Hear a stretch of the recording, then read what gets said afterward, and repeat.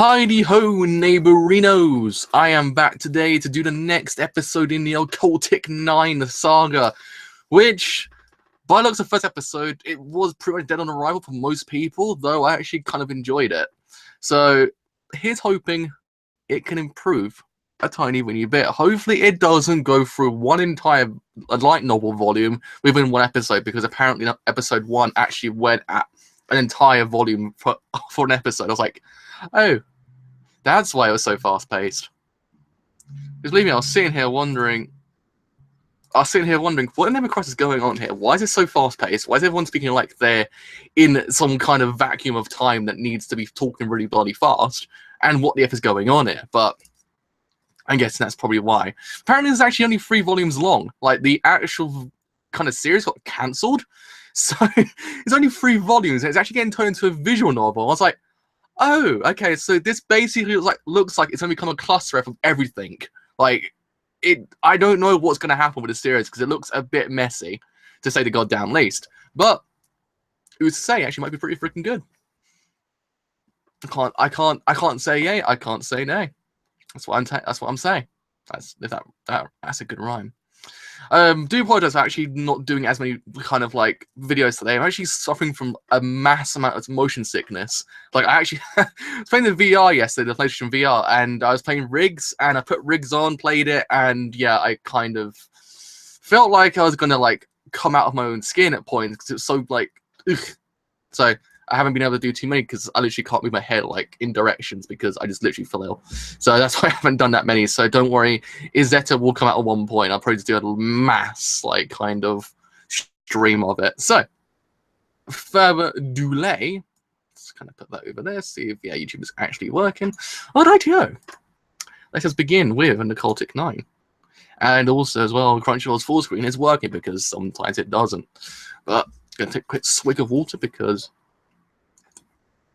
my head is killing me, so I have to constantly get myself hydrated before I literally go on the floor. Right, okay. So, we are starting in 3, 2, 1. Starting at this second.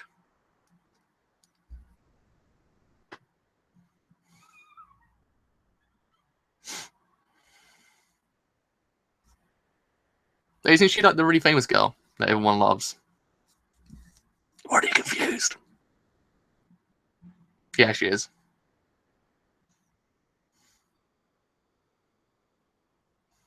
Yeah, what's her name?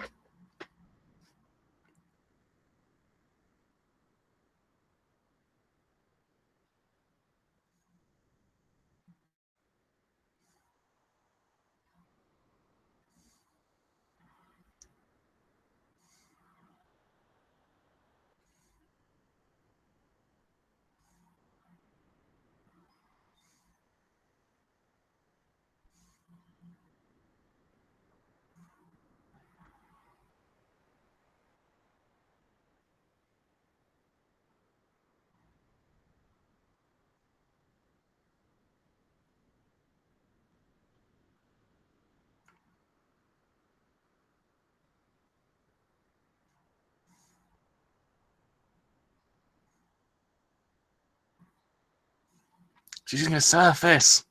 I realised that.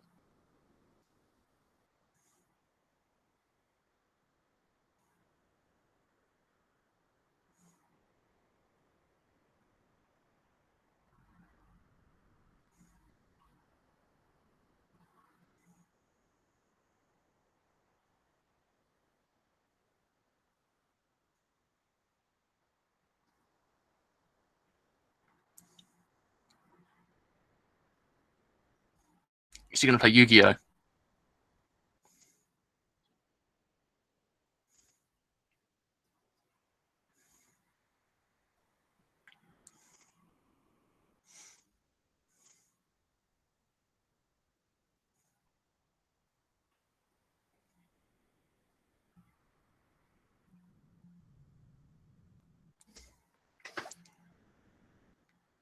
Jesus freaking Christ, this bloke's a bit extreme, isn't he?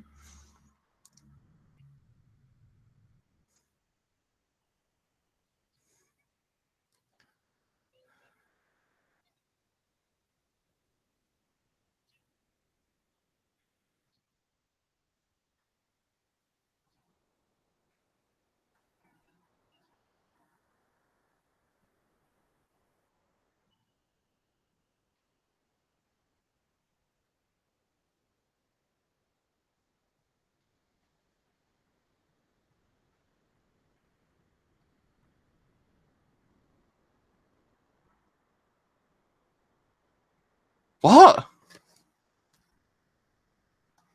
Like, yeah? Alright, that happened. So I guess we gathered that she's a fake, and something's happened with her dad. Visuals, yo, it tells a bigger story than the actual like thematic elements. Even if the story's kind of like, what the hell's happening here? Because hell if I know what's happening. The stream actually working still. Yeah, it is. Sweeties.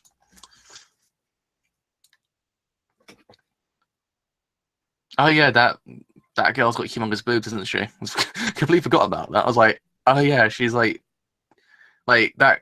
I don't even know how it's even possible, but it is, I guess. I guess Kotaru from Rewrite would be completely happy with this world. Is it purposely not showing us the like was the aftermath episode 1, because didn't episode 1 have that massive reveal?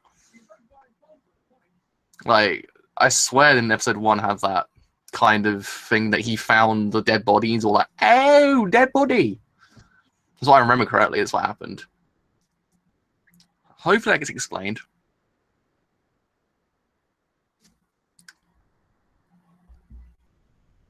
Because hair tends to be a massive motif in this show. Oh yeah, it looks like it is.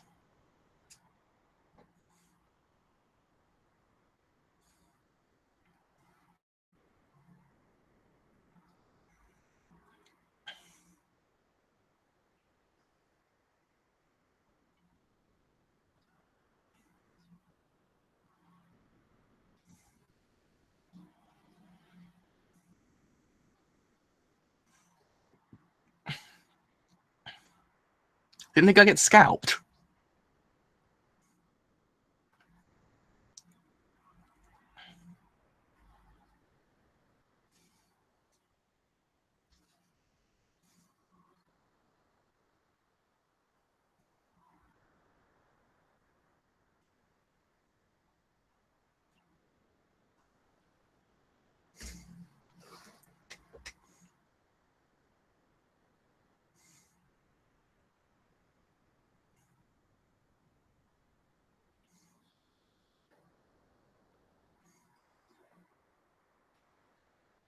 Come on, Koichi said to solve the case, Koichi. You can do it.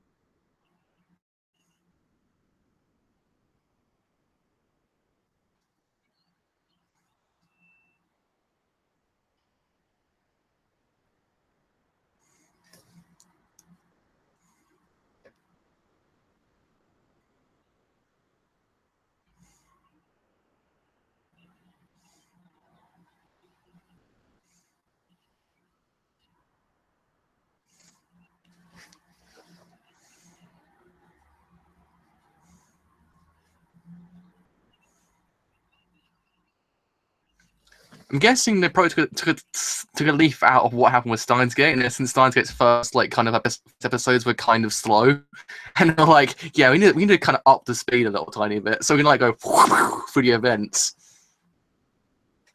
Because if I know what the hell's going on.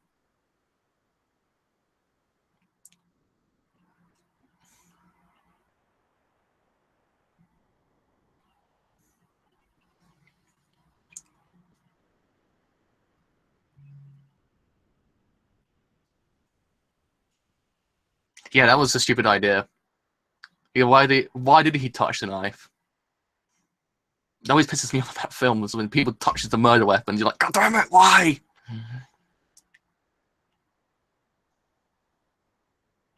Come on, Koichi, grow some balls and do it. Pull a tooth out.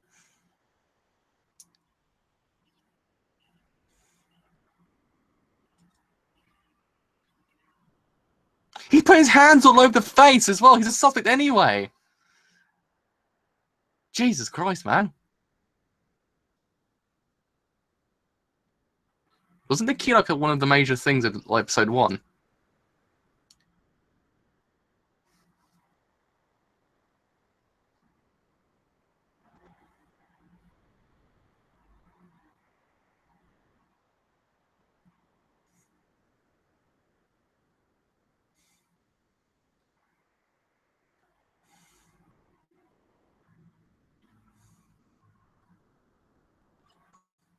Ew.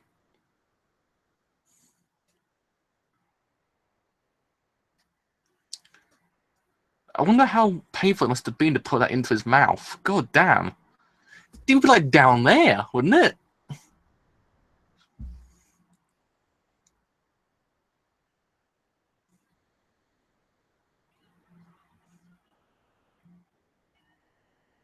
I don't like this dude.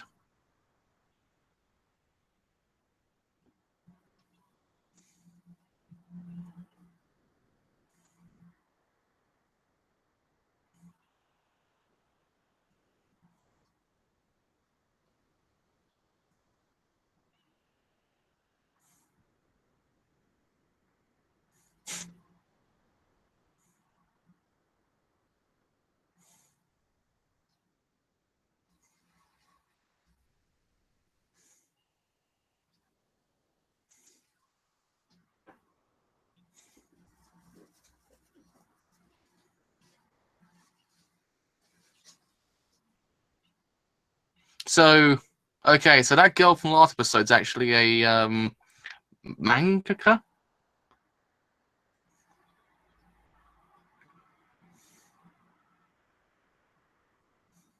Damn flip phones. It's like back in time.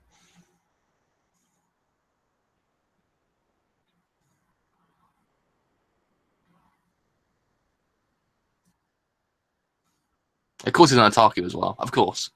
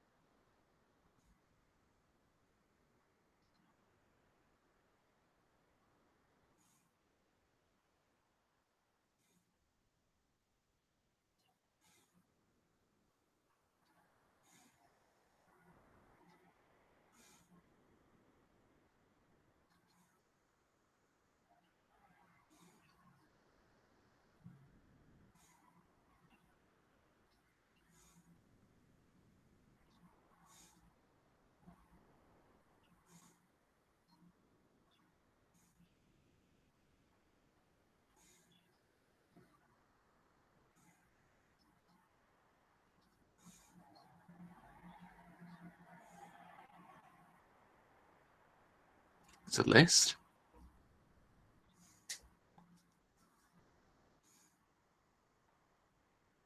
Damn, okay.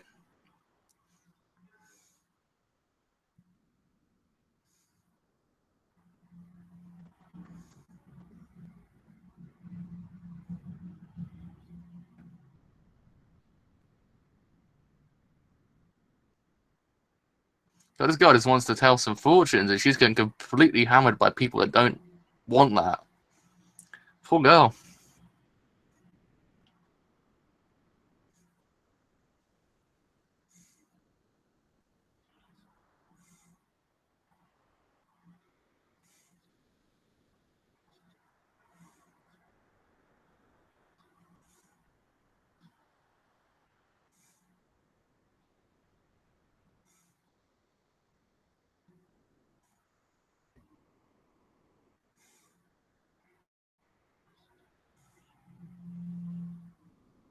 Jesus Christ, this poor girl is literally... All entire livelihoods get destroyed.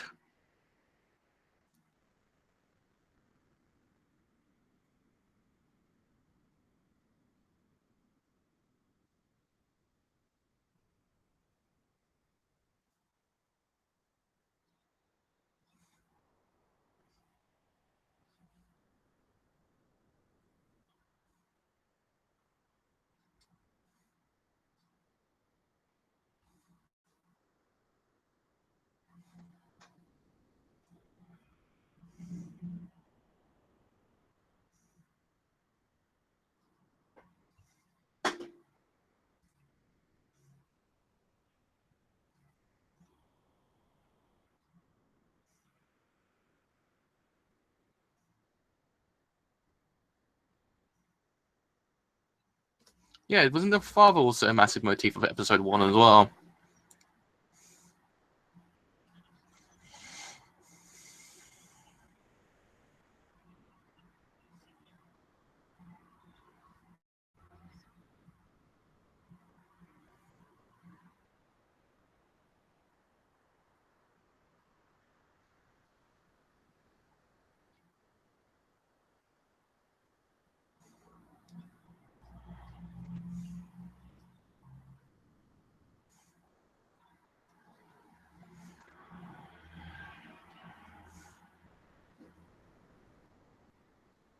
Why is the agent like 15 years old? It kind of makes you depressed because I realized there could have been an agent of 15 years old and solve cases, but no.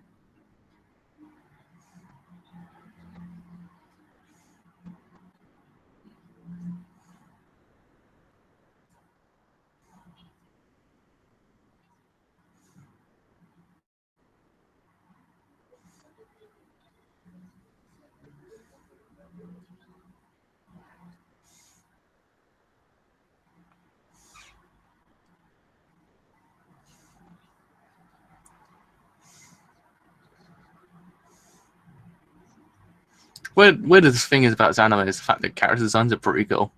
Like the actual animation style, the character designs are pretty neat. Like, it's actually kind of nice. Even if one of the girls has humongous boobs, it still kind of bugs me, but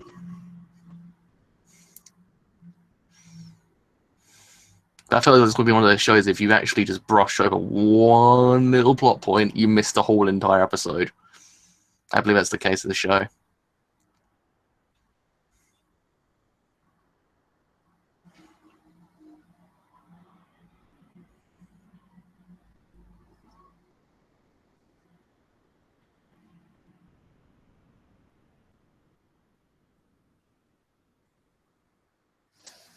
A fade book.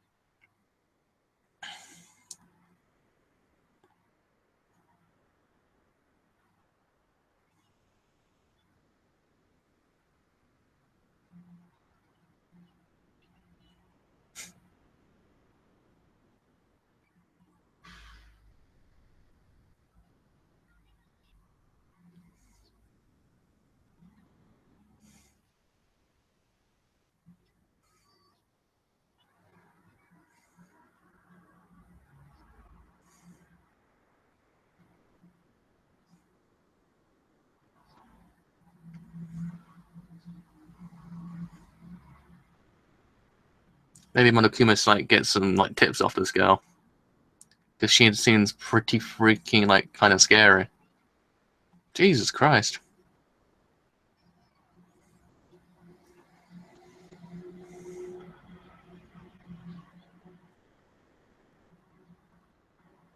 Didn't he just like see a dead body? So I don't think he's doing pretty freaking well. As well as the fact he's got this like crazy girl speaking to him as well that wants him to do stuff.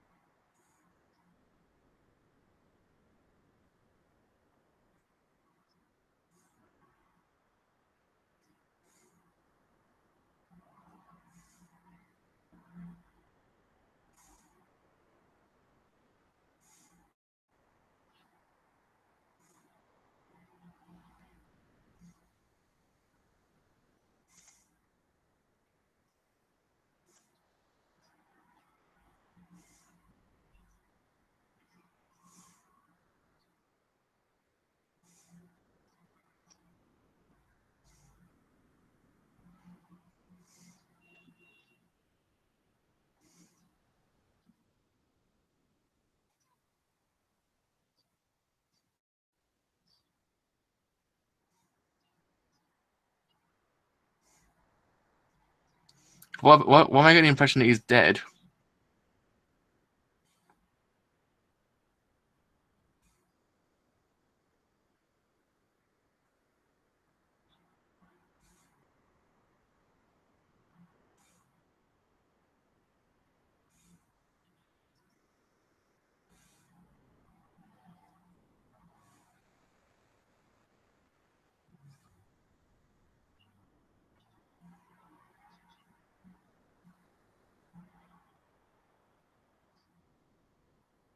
Oh, is that her brother then?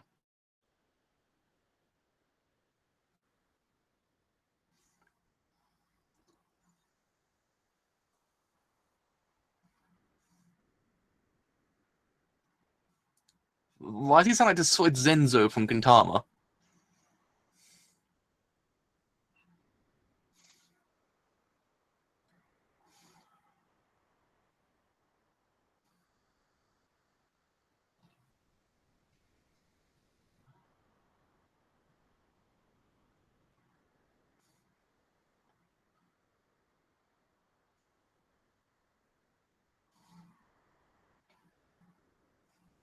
Damn, my brain needed this today.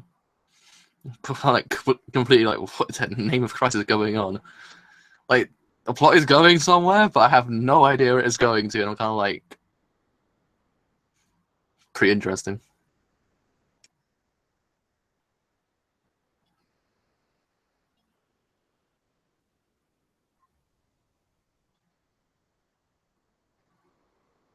When should have actually came out straight out of Kyoto Ani anime?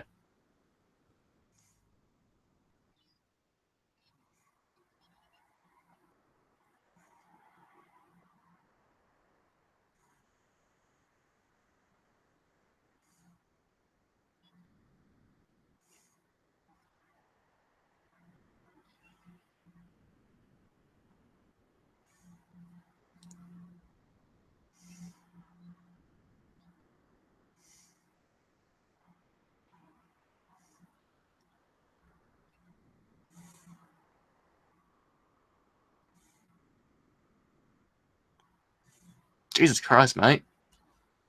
Could I sharpen the image slightly?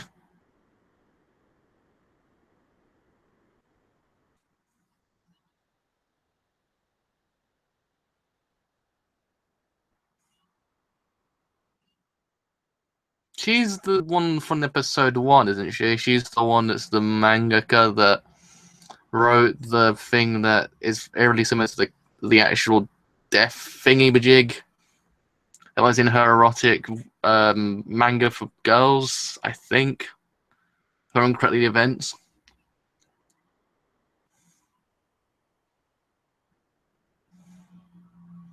Oh, damn, she dropped the Yu-Gi-Oh card.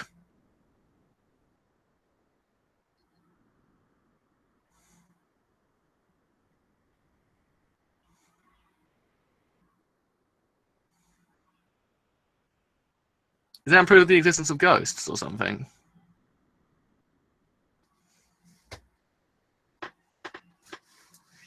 I'm guessing she's gone. She's out of here. She's somewhere else in the world. I don't know where she is, but... Well, that was Occultic 9 episode 2. Well, it's ending. I think it's really catchy. Like, it's got the right levels of concrete revolution and erased in it. They kind of works really damn well. Also kind of reminds me of Monogatari slightly. Don't know why. It has that kind of atmosphere about it. Might be directed by the same person, because it does kind of remind me slightly of Monogatari's endings. But yeah, beef if I know what's happening. But it's just mildly interesting. That's the problem. It piques you to actually kind of watch more. That's the problem with this show. I think this show would have worked better once it's all over. You actually can consume it within like a space of maybe 4 hours. I think this actually show work a lot better that way, because I don't know about waiting a week for every single episode, because you forget a lot of the plot points because there's so much going on that I think that your brain would be like, oh, okay, so I remember that's what happened with that character, and that's what happened with that character. And yeah, if you actually get able to consume it within a space of maybe, I don't know, a day or 4 hours, and I think it might be a lot better. Oh, the ending's changed.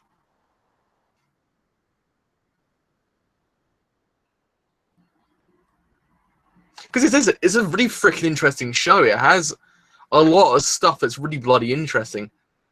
But as she was the actual fortune teller, then I'm going to say, is that a fortune teller? Wasn't it a fortune teller? But there's so many things that are interesting going on, but I think it's the fact of remembering everything that is the actual major problem with the show. It's remembering every single little detail. Is what kind of happened with Durara as well. With Durara, it all came together in the end, but still, for the show is you actually had to remember every single damn event from every single damn character, whereas you would be like, what the F is happening? What's happened with that character? What's going on with him? What's going on? I want to see Isaiah, please give me Isaiah. That's what Durara turned into. But I feel like this is going down the exact same route. Is it a bad problem? No, but it kind of needs to, I don't know, slow down slightly. Just so we can actually take in everything that's really happening. Granted, this episode was slower paced. This wasn't as fast episode 1. Episode 1 just went bam, bam, bam with the plot points. You're like, oh, boy. Garment, boy. I need to take in what just happened there, please. Can I just have 5 minutes? But no, episode 1 did not give you that. Episode 2 sort of did, but I think it's just the sole reason of there is so much going on. Granted, one of the things I should know is the fact I like these kind of shows. I like shows that have a lot going on because it keeps my brain going. Like, I want to know what happens to all these characters. I want to know what happens with that dude with the dad. I think it was like Senrai or something like that. That guy, that dude had some crazy dad issues, and then you had the fortune teller who's completely bogus, but she can actually see into the future. So I'm guessing she'll play a bigger role than the journalist who's completely nonchalant about everything. Like, she's completely calm about saying everything. You got the girl who's the girl that gives curses to people, who's got a brother who's a ghost, and who's got really, really, really overly attached issues with him. And I'm guessing he's done something that if she doesn't do something for him, then her head goes. Then you had Galmon, I think is how you pronounce his name, the main character who's seen the actual scout dude Beidel Rain from Inglorious. And I'm guessing then he's got the key now, so I guess he's going to go to a place that has the key hole and then put it into the keyhole, and then it's going to get real, real fast. Because by the ending, it kind of seemed that way. Because I think the ending is like a preview for next week. I think that's how I'm kind of picturing it. And also, you get the detective dude who's doing something who, yeah, he's not the best character in the world, I don't think. He's kind of the only character I don't really like too much. I think the rest of them completely fine. I think excuse me. I think he's the only one I don't really like too much. I think he's just one of those characters that fits an archetype, and I don't think it works really damn well for the show. But I don't know. It can improve as time goes on. I mean, it has its quirks. Like, I do quite like its quirkiness. Like, it just has that kind of area of personality to it that if you watch Durara, you kind of would feel right at home because of how kind of crazy and like outlandish really the plot really is. So it's one of those shows. But I think maybe it just needs to calm down slightly. Like, it just needs to kind of ease you in to the craziness as anime actually is. Because don't forget, the guy that did this made Steins Gate. So I think what happened was people were like, yeah, Steins Gate's first 6 episodes are really bloody slow. Like, I didn't care what was happening. I just wanted to get to the time travel, yo. And then he was all like, well, okay, so people want fast-paced beats, so here you fracking go. And it just gave him all the most fastest paced stuff in the universe. Like, that's how it looks, because I haven't seen a show go this fast in a very long time since Rara. Like, it's one of those things that it just kind of, it doesn't give you any sense of security. It just goes straight in and just goes, yeah, boy, you want that fast-paced stuff? You're getting it. And that's what the show really is. But I kind of like it. I kind of do enjoy it. It's kind of one of those shows that has a lot going on. It kind of interests you. Every single one of the characters does have an interesting kind of idea about them. Like, again, the guy with the father issues, got the girl with the, I guess, the fortune-telling abilities that has something with her dad as well, that I guess he died or something. Like, other thing to note is kind of how they present the backstories, which is kind of a bit strange. I don't know whether or not I like it too much. I think because it's kind of just shoehorned into a scene. Like, it's not just kind of like eased into. I don't know. Maybe it might squeaky effing chair. Maybe as time goes on, it might just kind of get a little bit more clearer, but I don't know how many episodes this anime has actually got, because if I know A1 Pictures they will rush it at the end, and they will probably put in so much crap, and you'd be like, whoa, fam, okay, look, A1 Pictures, gotta calm down slightly, boys. Like, I took a racist, like, fast paciness. I ain't doing that again. And then A1 Pictures all like, see if I care, fam, here you go. Like, bam, bam, bam, bam, pop points everywhere. Like, within one episode, I don't know what to say. Like, I'm really scared of its adaptation because I thought at first Silverlink were doing it, but then I read it was A1 Pictures. I'm like, oh, that kind of just, it puts that area of doubt in your head. You're like, oh no, because it goes one of two ways. It could be bloody fantastic, like Shinsha Kagori, or it could be completely bogus, like Erased. So you just don't know. That's the problem with this kind of show. And where it's heading, I just don't know. I literally have no idea where it's heading. Like, you have this whole entire idea of the lists, which I'm guessing is being decrypted or something, or decoded. So those people are screwed. Like, I think 256 of them are screwed. So that's happening. I think that kind of reveals the whole entire idea of this, like, occultist idea or something like the, like, it kind of proves this idea of something, like, this something exists in this world that wasn't meant to be proven. Like, I think last episode was actually kind of debunking the whole entire proof of otherworldly ideas. But I'm guessing that list kind of proves that does actually exist. I'm guessing the girl who's a fortune teller might be one of them. I'm not too sure. But it might get all explained. I just, hell if I know. Like, I can't see into the future just yet. Like, I want to see where this anime actually goes, because it seems like it could go a lot of places. And I want to see it just ends in a cohesive manner. I want to see it just kind of get to the end and end up in a really, really nice bow, and not completely ruin itself and just kind of piss all over the bed. I just don't want to end up like that, because it doesn't deserve that. This anime looked really freaking good. And if it continues that way, I think it might be just one of the sleeper hits. Granted, I think it's the most watched anime of this season, so it's kind of a bit strange, but yeah, maybe it might actually kind of go somewhere, might actually improve, it might just get somewhere good. It might just explain what the name of Christ is actually happening, because hell if I know. Like, I meant to, like, review the episode, I can't say anything. I'm like, it's happening, stuff is happening, but I think possibly if we just kind of sat down for about 50 minutes straight and just kind of decode every single scene, it might just kind of lead somewhere like actually kind of bigger. Because there seems to be a lot going on with the kind of fortune teller. That's the major other thing to note. There's a lot going on with her.